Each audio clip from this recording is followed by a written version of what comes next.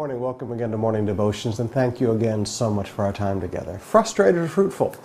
That's a question oftentimes we have to ask ourselves as leaders, as connect group leaders, as people that are trying to fulfill the Great Commission. When you want to bear fruit and simply not gather fruit, it's very easy to be frustrated rather than fruitful.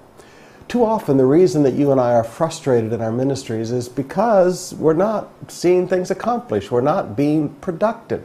And we're not being productive because we don't understand principles of faithfulness and principles of fruitfulness and productivity and how they should be applied to different situations of life and ministry. We forget that Jesus looked at his disciples and said, if people won't receive you, then dust off your feet and go to another town. Don't sit there and try to do religious faithfulness when people aren't receiving you, and you waste your life on a few people that don't want to hear the Word when there are millions of people that are hungry for the Word. Now, how do we recognize a field that is ripe unto harvest? If we don't want to be just a gatherer of fruit, if we want to obey the Scriptures and bear fruit, how do we recognize when a harvest field is ripe?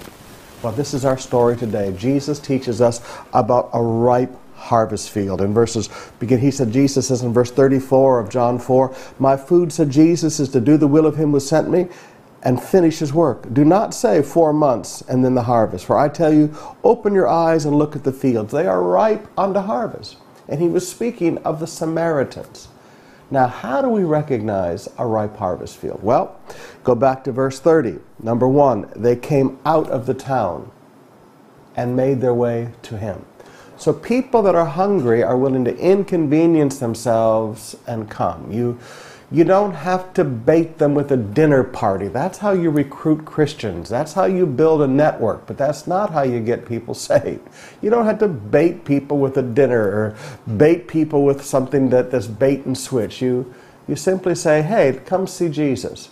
And they're willing to inconvenience themselves and come out. And all the woman said was, come see a man who told me everything I ever did. That's all she said.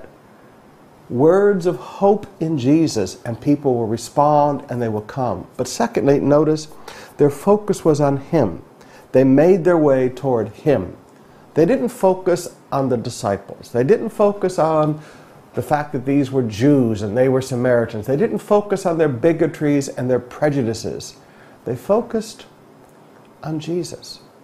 Now there's a big deal today because, forgive me, we're seeing a lot of interesting things happen in the world today where blacks don't want to hear a white preacher talk about Jesus, and Filipinos don't want to hear a white preacher, and white people don't want to hear a black preacher, and white people don't want to hear a Filipino pastor. And I was talking with one of our Filipino friends the other day, and white people didn't like coming to his church. Well, forgive me, when people are hungry for God, they don't focus on the disciples.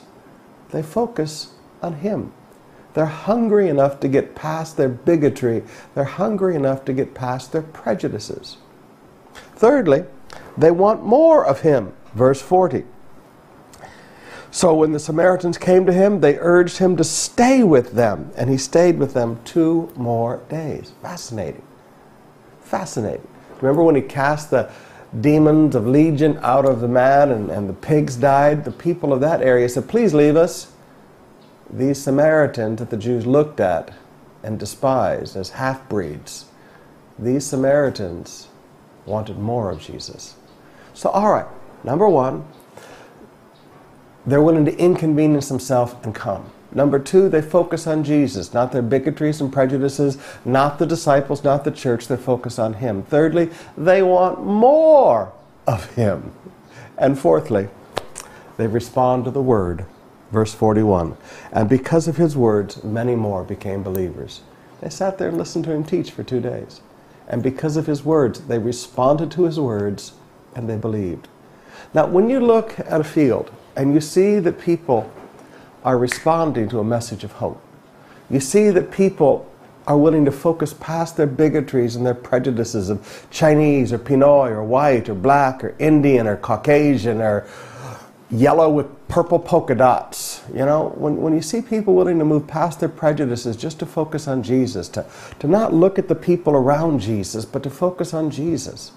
When you see people that want more of him, not more of the church, not more of the disciples, but more of him, And when you see people that are willing to respond to the word, you have a ripe harvest field.